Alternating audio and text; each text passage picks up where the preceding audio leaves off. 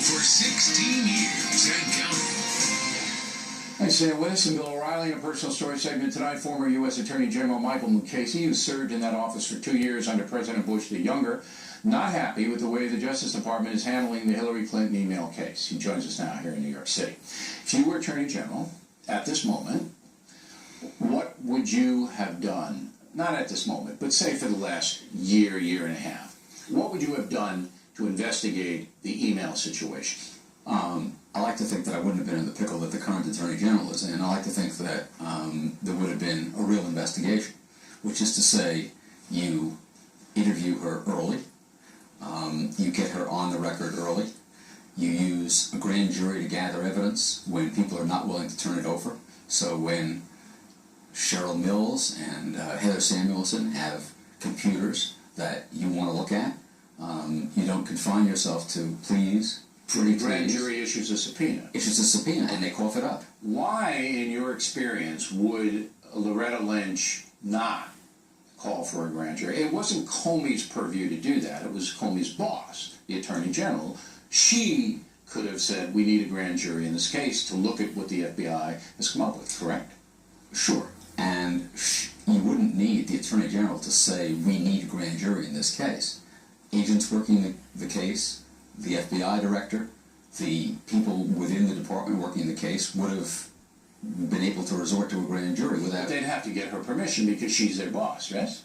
Just not in every investigation. But this is huge. I understand this is huge. All right, yes, you'd have to get her. You'd have to get her permission. Right. And would I have given mine in a minute? Okay. But that's what I'm trying to do. I'm trying to establish a chain here. Right. As I said in the Talking Points memo, I believe President Obama made it quite clear to Loretta Lynch and to the FBI that he did not want any kind of indictment in the email situation. That's my belief based on reportage. Is that your belief? It is my belief, and it's based on a statement that he made at one point in an interview where he said he didn't think that she ought to be charged because she didn't intend to cause any harm to nationals.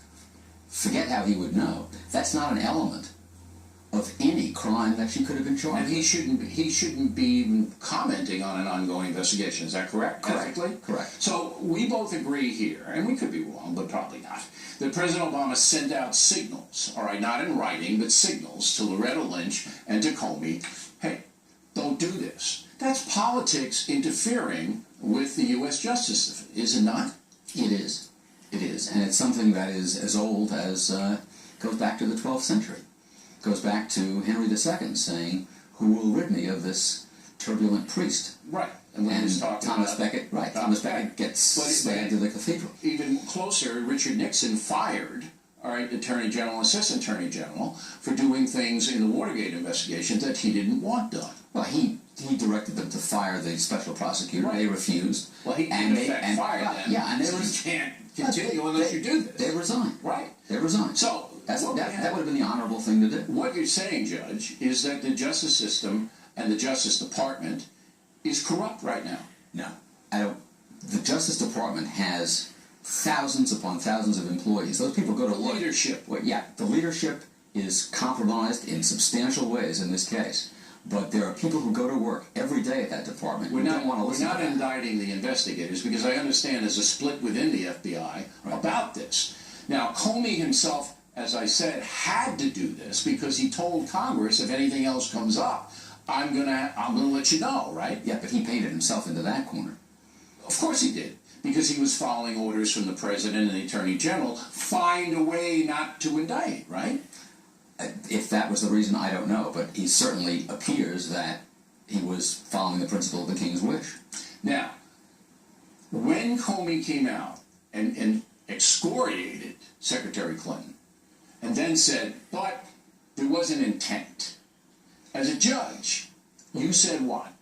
What I said was there are a lot of statutes that do not require intent or do not require the kind of intent he was talking about. He said there was no intent to expose national security. Right. All you need is gross negligence in the handling of national security information. And when he said that that is constitutionally suspect, that is flat out wrong. We prosecute people every day for criminally negligent homicide. And we've got a last question. When you saw that Loretta Lynch and Comey, the head of the FBI, did not call for a grand jury, did you know the fix was in? I forget the point at which it was clear that there wasn't going to be a prosecution, but when they stopped short of using a grand jury at any point, it was clear to me that nothing was going to happen. Okay. They don't want to investigate the foundation either, the Clinton Foundation either. That's coming down. We're not going to do that tonight because we're assembling more information, but they don't want to do that either. They don't want to even look at it. So this is a mess. This is an embarrassment for the U.S. Justice Department, correct? It's an embarrassment. I'm hoping that the department can wash it off when somebody else is in charge. Okay, Judge. We appreciate you coming in. Water's on deck. He goes to Key West to talk presidential politics. That should be dubious. Right back with it.